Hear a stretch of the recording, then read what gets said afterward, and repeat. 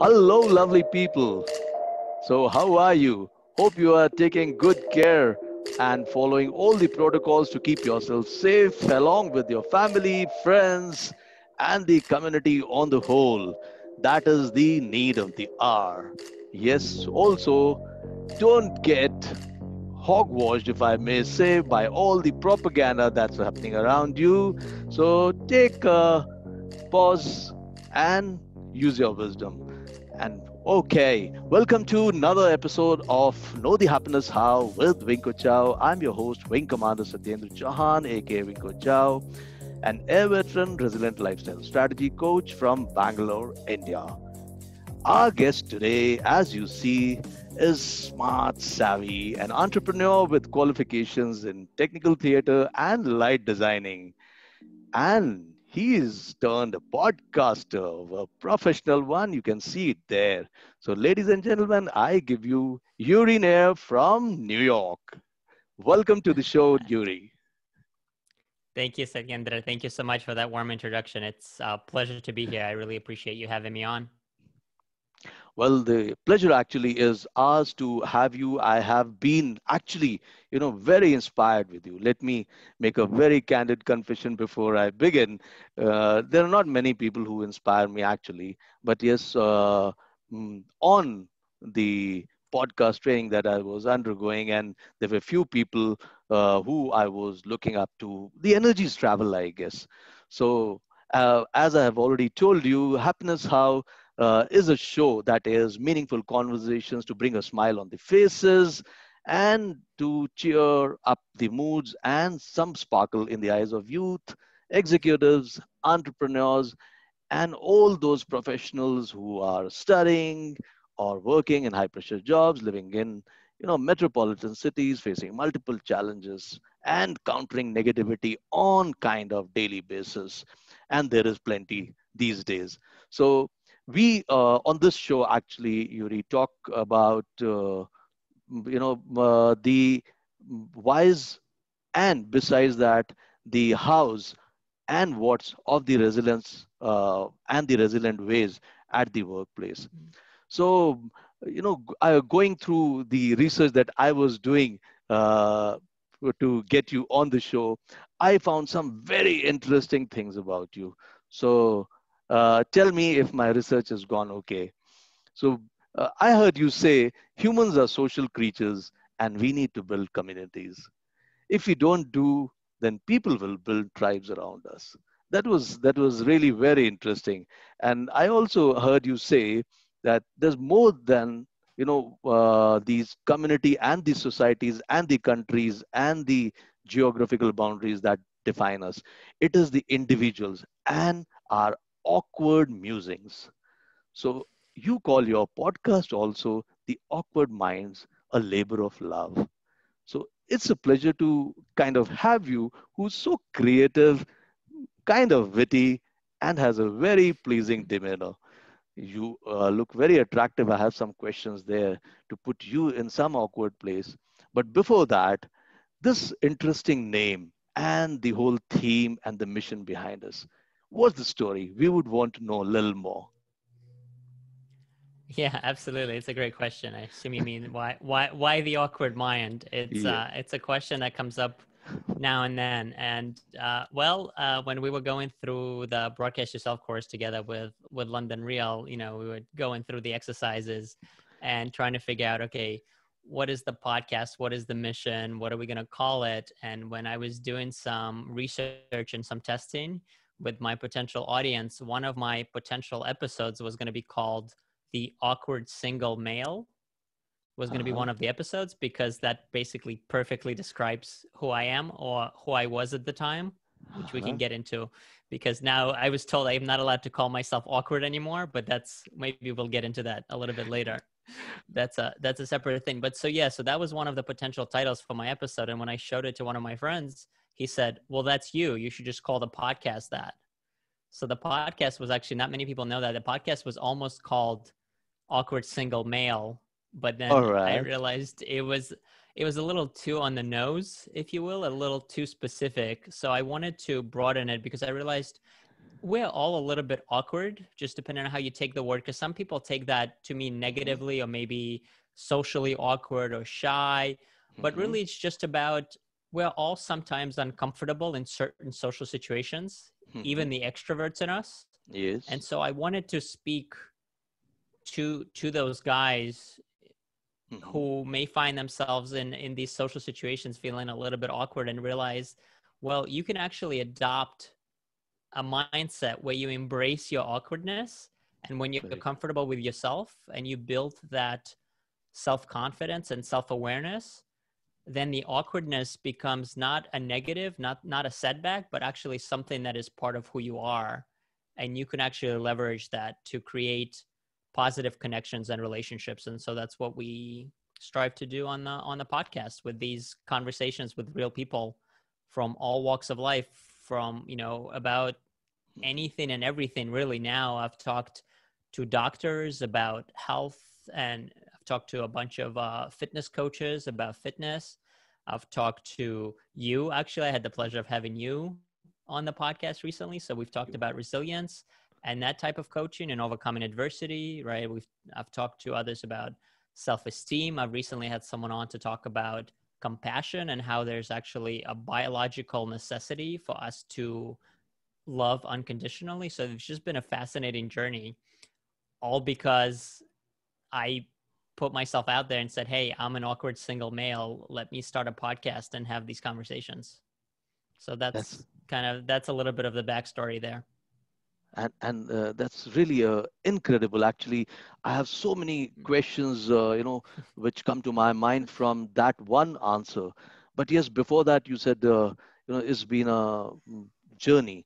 So your journey reminds me that you were born in Belarus, which was then a land of ruins, in the great Soviet Union. And yes, it's again in the news for all the big political turmoil that we all see there.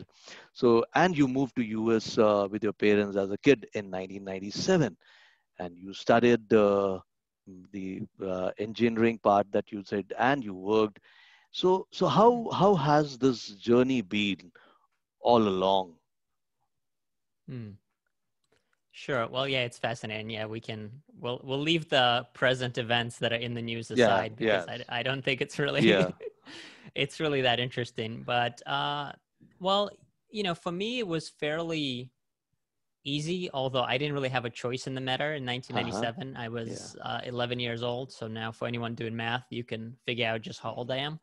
But yeah, so I didn't have a choice in the matter. It's just something my parents and my older brother made the decision that the conditions were just not great after the Soviet Union fell apart. And Belarus was just a small satellite state, effectively. It's the way I describe it, especially the Western audience will appreciate this. It's shaped like Brooklyn Mhm. in New York City and has the Mhm. population of New York City. Okay. So that's the whole country. So it's very small, and it's really, even now, really dependent on Russia for its sort of economic subsistence. So there just weren't many opportunities there. And so when my family had the opportunity to come to the land of real opportunity, which was the United States, then they took that chance, and I'm really appreciative of that. So, but yeah, for me, my journey was, come to the States. I studied English for 6 years to Mhm. that point in school in Belarus. Even Mhm. though I was terrible, it was my worst subject. But then something must have stuck, because within about 2 months, I was fluent. Right. So I went to an American school, and within 2 months, I was able to communicate on my own in English with no problems. And then it just kind of, life went on, just adopted, right? Mhm. For an 11-year-old, I think it's fairly easy to assimilate. The biggest thing for me was, and I've seen other immigrants just make different choices around this, but for me, it was super important to keep my Russian and make sure that I stayed fluent. So I actually refused, even though my parents at one point begged me to speak English to them at home just so they can learn faster. And I just flat out refused, because they would learn eventually, and they did. Whereas for me, if I did that, I would lose my Russian, or there was a risk that I would lose my Russian, and I did not want Mhm. to do that. All right. And how has the journey uh, to reaching this stage where you've turned an entrepreneur, and your experience in the theater's always intrigued me. And Mm. maybe growing up here in Indian subcontinent, and I was born and raised in the defense environment where we were always far flung. So the first opportunity that I get, I do, go and spend some time watching a good play, and also would like to, go the backstage thing, the green room, the lighting and stuff. So, uh, was it little too boring being a technical person there, that you turned towards something which is very creative, and you get kind of instant, uh, you know, high here? It's kind of bliss. So what is it? How has this journey been? Well, I think you've definitely hit on something there with an instant high from doing these interviews. Okay. But uh, really, Sitkinder, I don't know if it was bored, but my journey is basically I was able to turn a hobby that I discovered in high school Okay. into a 20-year-old career. Hmm. And so I think it was, yes, I don't know if boring is the right word, but it was sort of, I felt like my journey in that field was coming to an end anyway. Hmm. And then COVID happened. Okay. And so all of the events and all theater shut down anyway. So it wasn't like I had opportunities to work. Yes, I could have pivoted and adjusted and went more into Hmm. television or potentially some other things. But then, I discovered London Real and this opportunity to take this course Hmm. and learn how to put myself out there and make these meaningful connections, because that's what I was actually most interested in. I realized Hmm. my biggest passions are connecting with people and teaching. And so when this opportunity came up, I jumped on it because I was trying to have these conversations because, right, the Hmm. world is going through a big change, which if you look at historically, we've always, all generations have gone through it. We're just Yes. feeling it most acutely right now because we're the ones experiencing it. True. But the reality, the world has always been changing. We're just going through that unfortunate change. And I was trying to have these nuanced conversations on social media, and I wasn't getting anywhere. People would Hmm. just, especially in the US, people just dug into their respective political corners and were not interested in the nuance and were not interested in having real conversations about the things that really mattered. Hmm. So when I discovered Broadcast Yourself and where I can learn how to start a podcast and have the conversations on my terms, for me, it was a no brainer because I had the time anyway. And I had some of the background technical skills necessary to really get a jump start on it. That's excellent. So that what reminds me here is, what somebody said. You just have to be ready all the while. You never know when the opportunity would strike. And I'm a very firm believer in converting the threats to opportunity. As a matter of fact, Mm. these days, I mean, after I realized that everything that I took as a threat, or people would take as a threat, actually turned out, something good for me in my lifespan till now.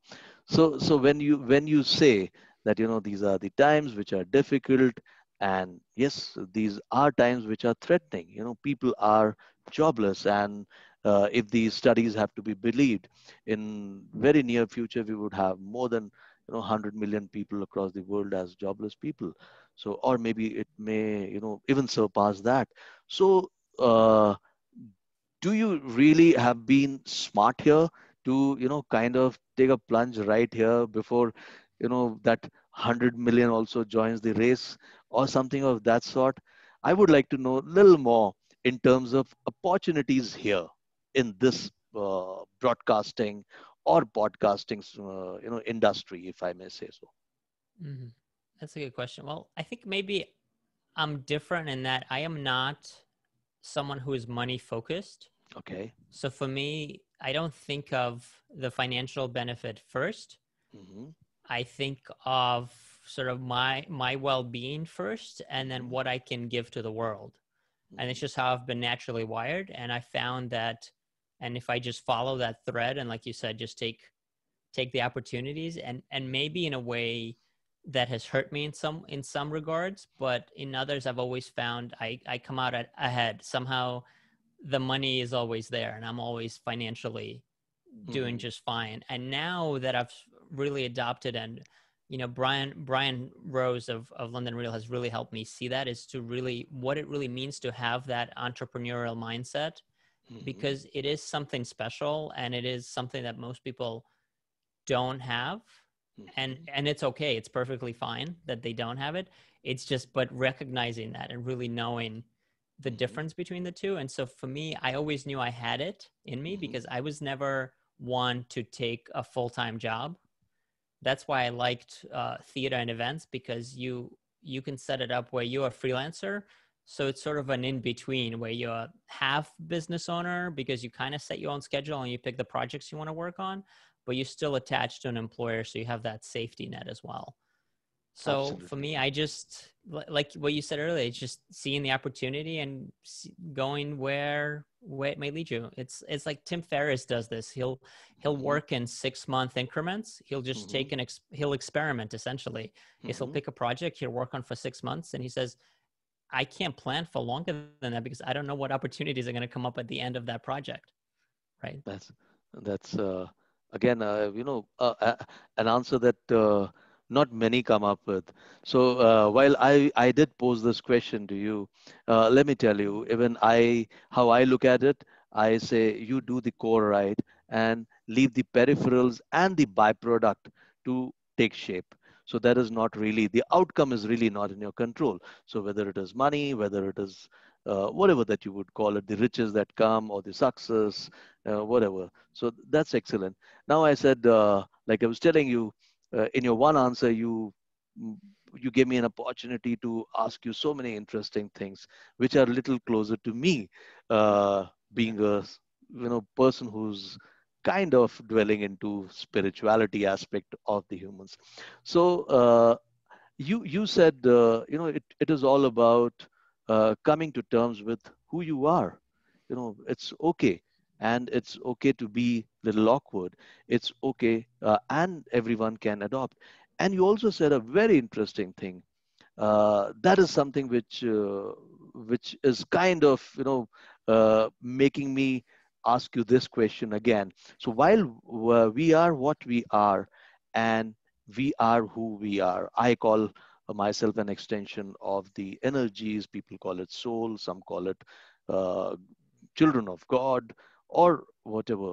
But here you said something which is being compassionate is a necessity. So Mm. that is something very intriguing, and I've never heard it.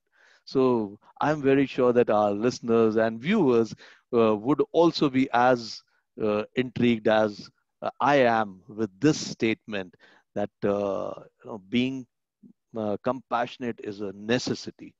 So I would like to know a little more about it. Yeah, that's a great question. So that's actually something that I discovered only recently, Okay. thanks to the guest that I had on the Awkward Mind podcast. Yeah, his Hmm. name is Daniel Svek, and he's Okay. just a wonderful human being. And it's something, he was born in the Czech Republic, actually lived in the States for 20 years and then moved back, and now he's based in Prague. Hmm. And yeah, after working with psychologists there and in a therapy center, he just over time developed this idea that he calls the art of compassing, Okay. which is basically an act of actively expressing compassion. That's why he Hmm. uses compassing purposely. It's a Hmm. verb. And yeah, he discovered the connection through the study that basically expressing compassion and making human connections is Hmm. actually at the center of our well-being. So we Hmm. try to, when we lack it, and again, he Hmm. tells it better, so maybe, without, I don't mean for this to be a plug, but Daniel really is a wonderful guy. So if you want to check that out, we had a great time on that interview. But I'll try to do my best to sort of Hmm. summarize it here for everyone listening. And right, basically, compassion and human connections are at the center of our well-being as human beings. So things like we hear about, oh, dopamine levels, right, and things like that. And sometimes if we're not happy, we don't get enough of it, and then we try Hmm. to substitute for it with other. Well, Mm-hmm. we're thinking of it backwards again. We're stuck in Mm-hmm. this loop of treating the symptoms rather Mm-hmm. than looking at the cause. And what he's Mm-hmm. discovered and what his thesis is that unconditional love, that human compassion for for another person. Mm-hmm. I'm losing you, I think. I'm losing.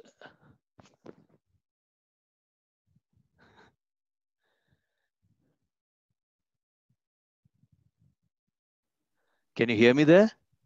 I hear you just All fine. Yeah, right. can you hear me? Okay. Yeah, yeah. I think my internet is unstable.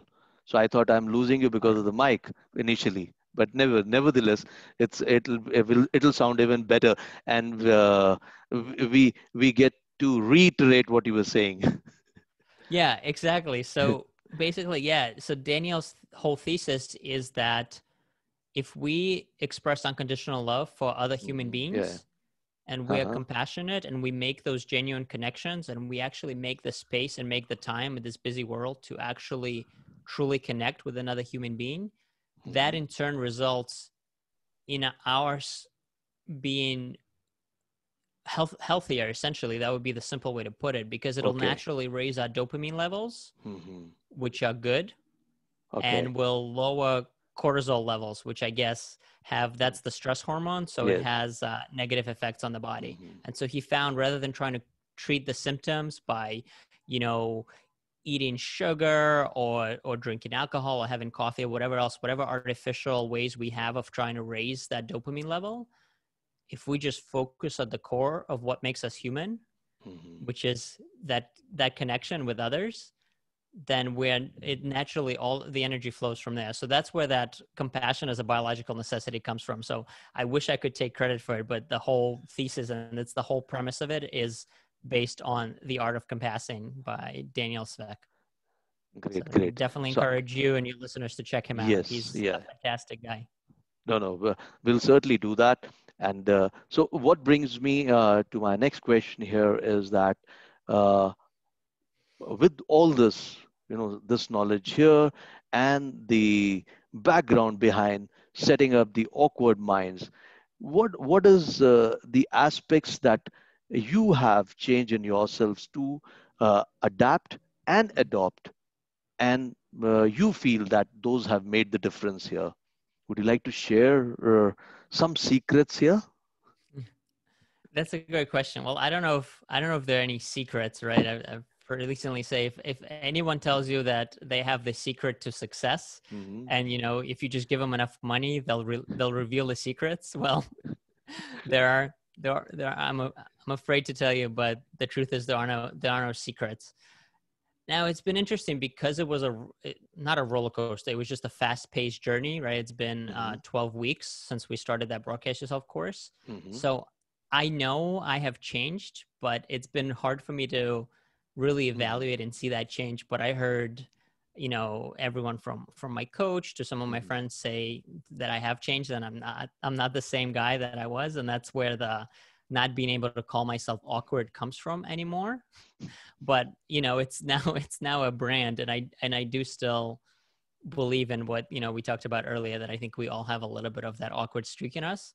So I think it's here to stay. But as far as the secret, no, I think it's just being aware of who you are and just taking the time to really figure out who you are and what do you want, and Hmm. then accepting that, and then seeing on the things where maybe you want to improve or where you feel you lack something, Hmm. to just start working on those areas, and little by little you can improve. And sometimes you'd surprise yourself as to how quickly actually sometimes the changes come, because never did I ever think that I would be on camera every day, putting out a vlog, or that I would be on a podcast being interviewed by an amazing experienced resilience life coach.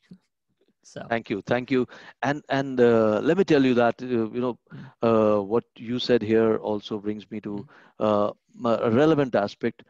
What we all say, that actually, when you say awkward, I call it different, and being different necessarily mm, doesn't mean being awkward. Although I am in love with this word now, and I'm mm, sure that it is picking up as a brand. So But yes, being different actually, I feel, is being what you are at the core. What we've not understood, I had just put out a vlog, or maybe it is yet to be aired. I may have just shot it. So, what I say there is that what we think is natural now is actually acquired. You were raised, you were in your mother's womb as a fetus, and then there was this environment which worked on you, and you actually drifted away from what was your core and natural abilities, natural qualities, natural traits. And uh, now, if you go back to them, you find that you are considered different. Oh, he's slightly different. Oh, he thinks like this. I mean, somebody like me who starts explaining my point of view or my theory and thesis of the energy and the soul, it is actually, if I may say and use the word that you've given me, awkward sometimes, and there is not enough explanation. So it is, and that being different probably gets you being noticed. And people, like I said, the likewise energies do attract. So people who are looking for that different or that awkwardness are certainly, there. So, and believe me, you're doing a excellent job. You're doing great work, and I'm very sure that you would continue to progress even further. Not that I know much what is to be done. You already are there, actually. So, and I also remember that you were saying that you were involved in, the social media, and you were thinking, uh, I mean, is it really going right? Even I think about it. As a matter of fact, I'm thinking of doing a small little talk, very soon on my Facebook Live every Sunday that I do. So what I was thinking here is that with we are in the best era of kind of digital information sharing today. It's probably, and it's just started, I guess. In some which way, if you look at an era which is a longer time, probably it's just started, and but we could always use it to our advantage. Yet you find that somehow even the very wise people, and I was surprised to see the data when I was kind of reading up on this, that the teens are the worst affected, actually, and they are literally being sucked into this social media rabbit hole. And I also heard you say in your 1 minute musings that we need to stop getting lost in that mindless scrolling, and stop falling down in the social media rabbit hole, and let's engage into meaningful connections online. So what do you suggest could be the other ways of meaningful connections online? And I know you have a product which is teaching people to kind of how to off this social media thing, or stay away from that rabbit hole. So, would you like to just touch upon that too? Sure. Yeah, those are great points, Satyendra. Social media is a tool. It was created by humans and is Mhm, being used by humans. There's no, we're gonna leave the conspiracy theories out of this. It's just a tool, and mhm, it all depends on how you use it. You can either let it use you, mhm, or you can use it for what it is. And mhm. I think it is a great, actually, as I've discovered after being frustrated for so many years, to a point where I actually 4 years ago I deleted my original Facebook account because I Okay. was so frustrated with the lack of Mhm, real conversation mhm. and real meaningful discussions that were Very happening. true. People were using it basically to air their own personal grievances, Mhm, because it is easy in a way, and I can mhm, understand why, because we don't have that human connection, right? It's a lot harder to form it through the mhm, barrier of a screen or from behind a keyboard. So I understand why it does take a little bit more effort. But and so yeah, and so I was frustrated because that just wasn't happening in my circles. And what I realized is that social media is actually just a reflection of who we are, mhm.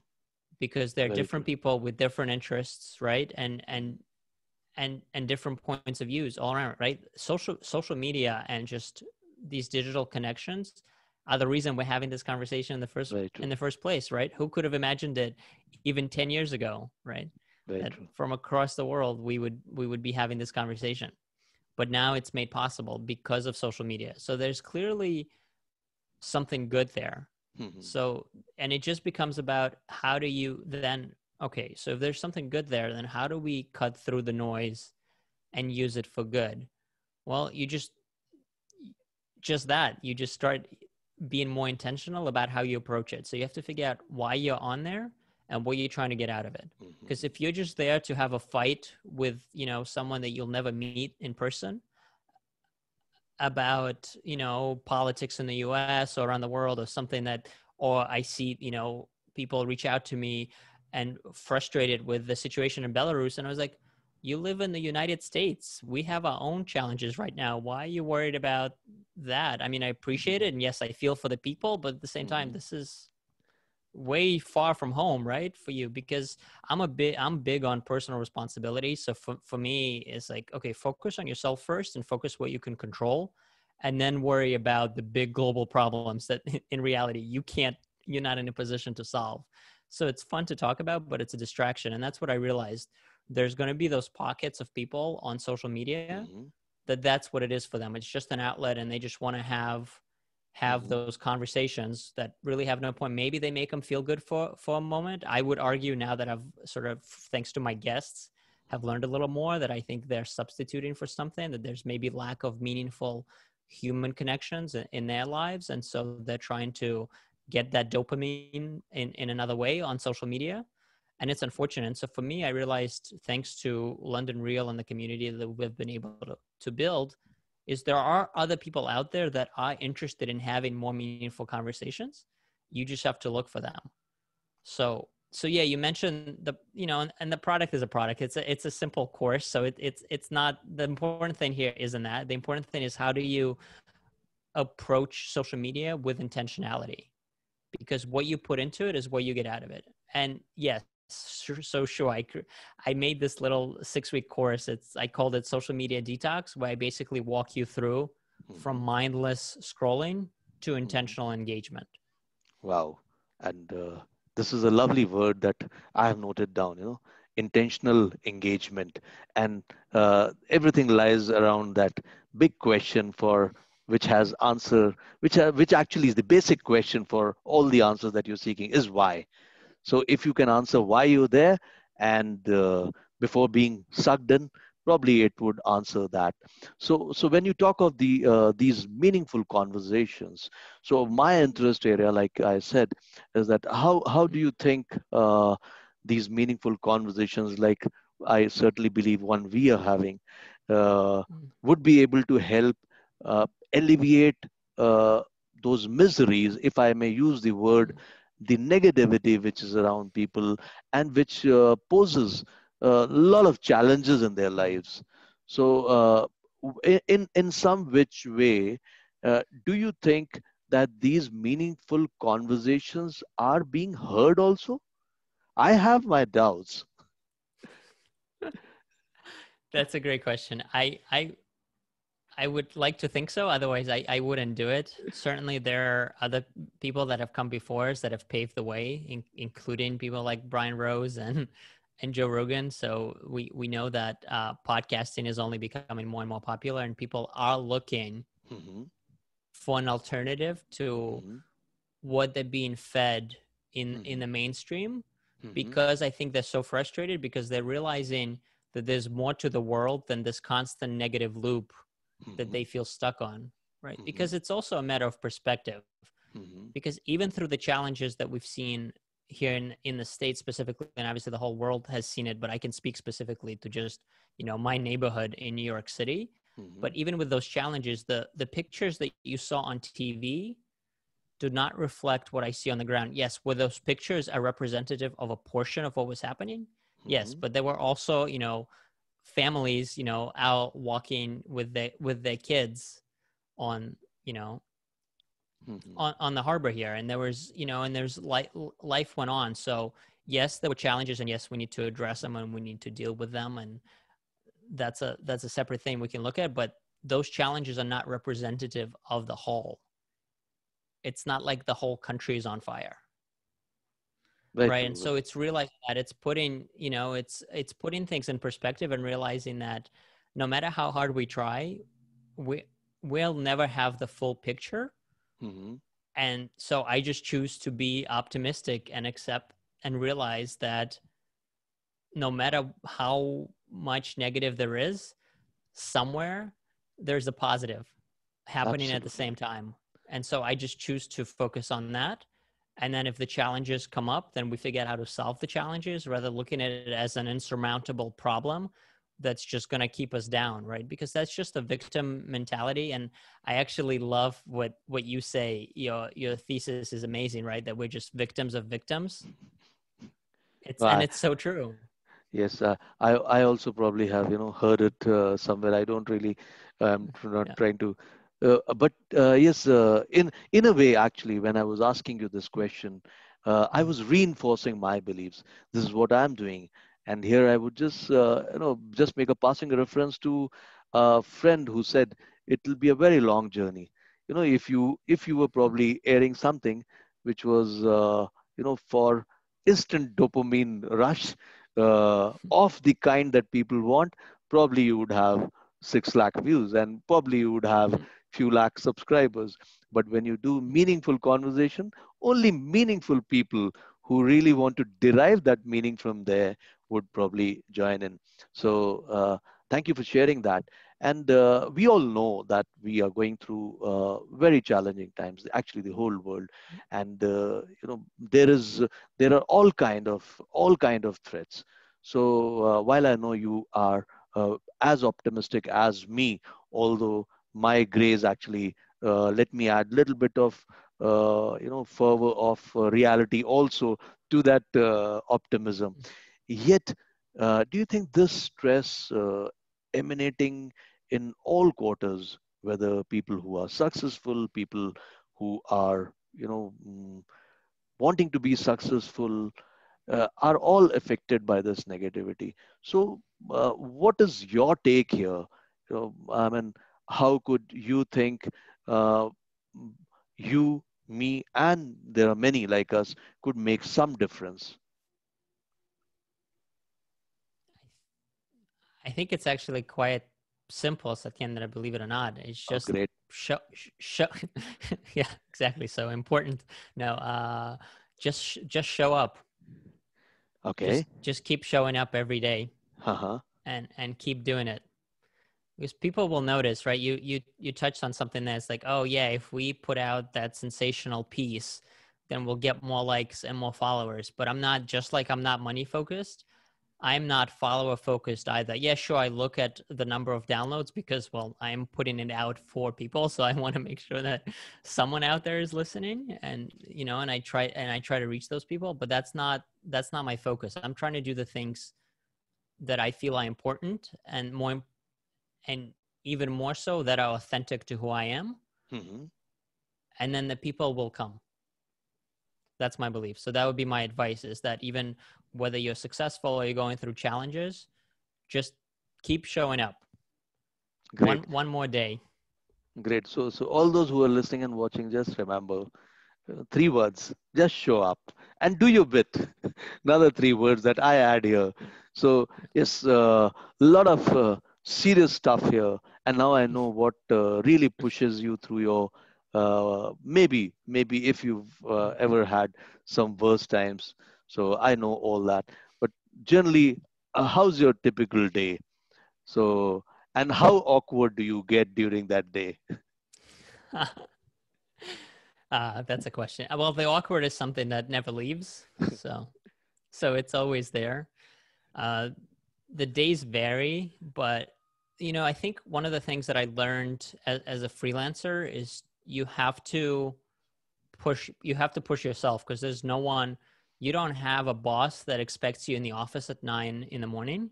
Hmm. So you have to set up your own structure. And so I think those skills have allowed me to basically create a routine that allows me to just show up every day.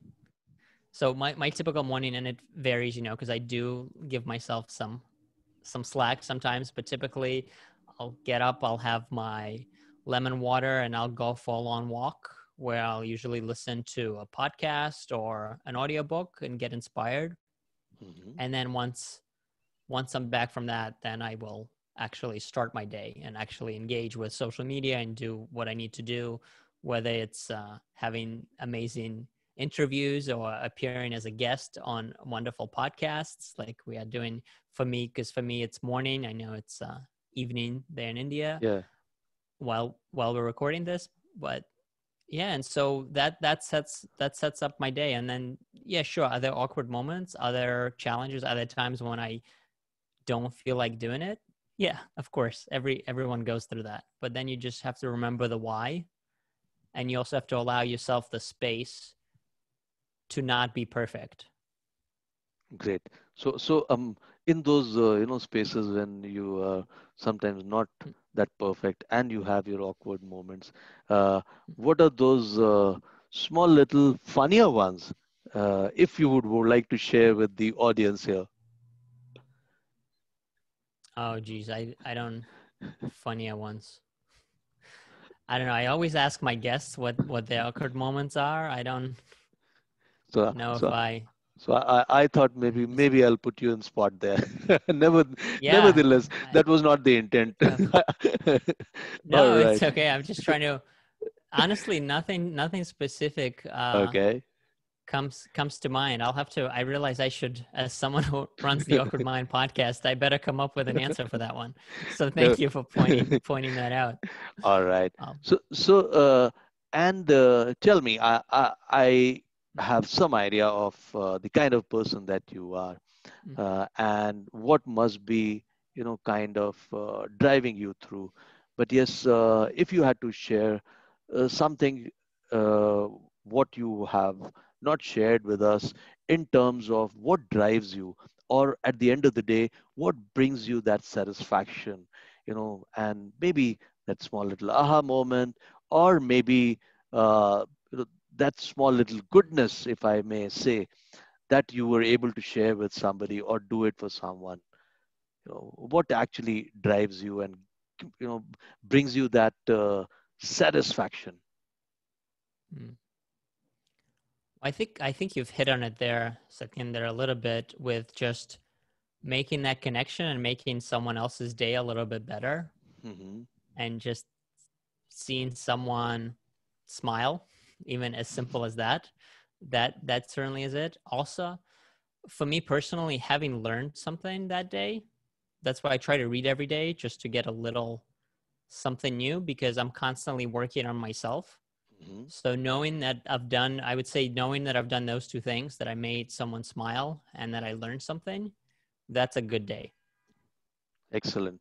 And believe me, this is a compliment. Mm. Uh, I would look forward to, bumping into you when you're doing your small 1 minute musings at the harbor and saying hi to you. You have that kind of personality. Take it from me.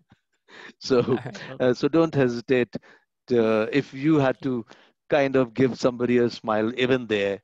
So, yet, what is that you do probably to chill out and be with friends, some lighter moments? What what exactly mm, after maybe a 5 day long week you think of chilling out? What do you do? mm. Yeah, as an introvert, it's a tricky question for me, because for me, chilling out is literally that, chilling out and doing nothing. But what I try to do is I try to visit my dad and spend some time with him, and just not think about quote unquote work. Although Mm-hmm. now, because I love this so much, it's not really, doing these podcasts doesn't feel like work to me. And I think you can relate and you understand what I mean Absolutely, when I yes. say that. So for me, I don't need to chill out as much. In fact, I get energy, ironically, right, as an introvert, because the way that I define, and different people have different understanding, but for me, it's a quite simple definition. An introvert to me is someone who loses energy when they spend time with other people. And an Hmm. extrovert is someone who gains energy by spending time with other people. So yes, I've become this sort of ambivert, they call it, I guess. It's an in between, but it's still, I do still need time to recharge and be by myself. Hmm. So deep at heart, I'm still an introvert. So that's what I That's do is I spend a little time by myself. Oh, that's absolutely fantastic, in a way. Although I'm a person who mm, would want to bump into anybody and say hi, and but what you say here is also probably we all have those shades.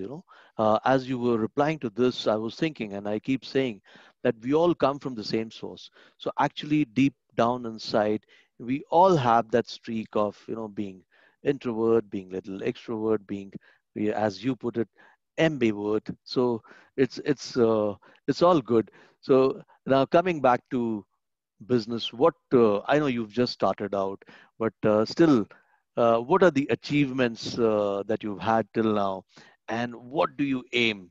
You know, you have a long journey still to go, and I'm sure you must be having those big dreams and goals. So, would you like to share some dreams for dreamers like me and my listeners here? Sure. So what I would say with the dreams is I've sort of adopted recently, as I mentioned earlier, this sort of Tim Ferriss idea of just doing 6 months 6 months. experiments. So I would say that for me, I'm sort of in the middle, right? Because we started about, it's hard to believe, but it's been about 3 months now that we started Yes. this podcasting journey. So I'm about halfway, you can say, through that experiment. But sure, longer terms, in terms of business, I mean, the biggest thing for me is to impact as many people as possible. So Hmm. I'm always looking for ways that I can add value and make Hmm. new connections Hmm. so that that message gets shared out wider, right? Because so far I've done, was it just published 23? I'm about to publish the 24th episode of the podcast. And as far as the business and expanding the Awkward Mind brand, yes, we've created this social media detox course, which is just a simple introductory. It was my way to just test the waters and see where I Hmm. can add even more value by providing an actual packaged product, which was Hmm. exciting, right? And that was all, again, also thanks to London Real and their business accelerator course and just learning the steps. So now I know what to do, but again, for me saying, oh, I want to be a millionaire. Well, the truth is I know that that's going to happen because I've already decided that a long time ago. I just haven't actually done the work to get there. So that will happen. But for me, that's not the important thing. For me, the important thing is helping as many people as possible. So those are my long-term goals is where can I add value Hmm. while still, continuing to build myself and being true to myself. Because I know as an introvert, I'm not looking to be an influencer, right? Or I'm not looking to have, a million people follow me just because that's not how I'm wired. That's not how I'm going to add value, right? Okay. While I respect what you say, but let me tell you one more thing, which is coming out from uh, management expert kind, that you don't sound like an introvert, by the way. So, so I think you should slowly, over the period of time, I'm very sure in times to come, you would take this away. Probably this will not be in your dictionary somewhere. But yes, whatever you are, you come out very, very original, and you come out very yourself. And that's what I believe in. And I'm very sure at the end of the day, everyone looks at that who inside you. So it is not what you probably are on the surface and on the horizon. So while you're in this journey and you have those goals, you have some achievements to uh, somebody who's had a tremendous impact on you till now, maybe from the schools, in your family, or in the business arena, somebody that you look up to, and somebody who has given you some values that you would like to share with us. Well, I think most profoundly in the last 12 weeks, it would have to be Brian Rose just for Okay. continuing to push us through London Real. Because the biggest thing that, my aha moment came basically on day one of Broadcast Yourself course when he said that perfectionism is actually procrastination in disguise. that Hmm. they're one and the same. And considering, since I was someone who would always procrastinate and someone who also had to have things just so to be perfect, that those two things clicked together for me, and I realized I was like doubly sabotaging myself. So certainly Brian Rose, but I've had other mentors over the years, and some of them, that's the thing that most people don't realize, is you can have a mentor and never having met them, Hmm. because books are an incredible thing, and you can get a lot of mentorship actually Hmm. from books. So other people that have influenced me over the years are people like Robert Kiyosaki, who's completely transformed my view on money and finances, and just the understanding of where value comes from, or where value is measured. And it's unfortunately something that's not taught in schools, at least not in the West. Hmm. I don't, but I would imagine it's probably similar in India. They just Yeah, don't, yeah, it's just not something that's absolutely. taught. So I would say the biggest in recent history, that would be the biggest, is Robert Kiyosaki is sort of this remote mentor, and Mhm. Brian Rose very much hands-on, pushing you every week mentor. All right, Brian Rose, uh, they're a big shout out to you. And our audience and viewers, we are in no which way, advertising London Real. We're not being paid at least. So, Yeah, so absolutely. Maybe we should be, but yes, to be clear, it's just the reason I keep talking about it is because that's how we met and that's where we connected. And I genuinely believe, his say what you will about that guy, uh, as I say, the guy in a three-piece suit in London, but he knows his stuff. So if yeah. you need a mentor to push you and challenge you and not treat you with kid gloves, it worked for me. He may not be everyone's cup of tea, but he sure was mine. Oh yes, I do remember, and let me tell you another compliment coming your way, that I did see you introducing yourself in your first video, and from there you've come a long way. All of us have actually, and I'm sure there is. Oh, it's just the beginning. So while you have your routine, you have everything, and one interesting thing that you give me here is that your procrastination apparently earlier was something to do with the perfectionism also, which was a compliment to me all along in the defense forces, and I felt very happy about it. But the first thing which I wanted to unlearn after I left forces and wanted to start in the civil stream, I said I have to do away with perfectionism.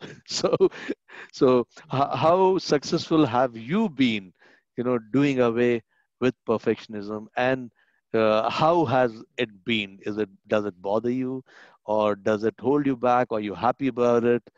How do you take it? Yeah, that's a great question. I would say it's still a work in progress, but I'm not letting it stop me from moving forward. Right. So Excellent. I sort of, in the back of my head, there might be that voice that says, oh, it's not good enough, but we just ship. Right. That was a big thing for, I think it may have been Steve Jobs, but I could be wrong about that. That ultimately you have to ship the product, because Hmm. you'll never know, you'll never get that customer feedback until you put yourself out there. So eventually it has to be done, right? Because done is better than perfect, or is that what they say? I think that's the Yeah, yeah. phrase. It's So, it's all, don't try to be perfect so there. So So exactly. No, exactly right. But yeah, I think that's it. Is it's still a work in progress. Yes. Do I want things to be perfect? Yes. But now I accept, okay, that's good enough, and I can improve it in the next stage, and then we just move on from there. and yes, and vulnerability is the key word around, so Mhm. so I try and enjoy myself, have fun, and we know before we started off there were some glitches here and there, and I have come across people these days where people start getting perturbed, especially with the technology. Well, it's okay. I was watching a big news debate here, and suddenly the signal went off. There were two eminent speakers who were not there on the screen at all. So what do you do? I mean, it's okay. So Right. there's nothing to worry Yeah. about. So I know there must be so much that people would want to take from your story. but is there something specific that you would like to share with the audience that can really pep them up in terms of their personality build up, or the challenging times around, or the generic negativity that is prevailing? Mm-hmm. Well, sure. I mean, we always try to give a little motivation Mhm. if we can, but I think the at the core of it, we have to figure out how to get you to find that internal inspiration, the thing that really drives you and why you want to do it. Because at the end of the day, Mhm. success comes from doing the things you said you were going to do long Mhm. after the motivation has left you. So you have to find a way to keep going even when you're not motivated. And that's been a challenge, right? I'm not sitting here saying that I have it perfectly. That's actually been one of the areas that I struggle with the most, is doing the right thing, doing that, taking that next step when I'm not motivated to do it. So that's why you have to keep going back to the why.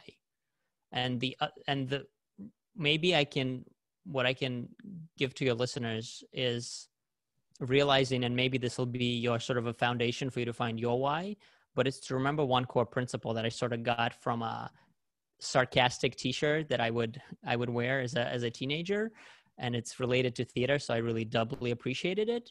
And Mhm. it just says one simple thing, that life is not a dress rehearsal.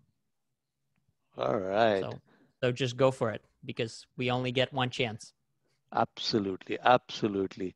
So there you have it. Life is not a dress rehearsal. Just go for it.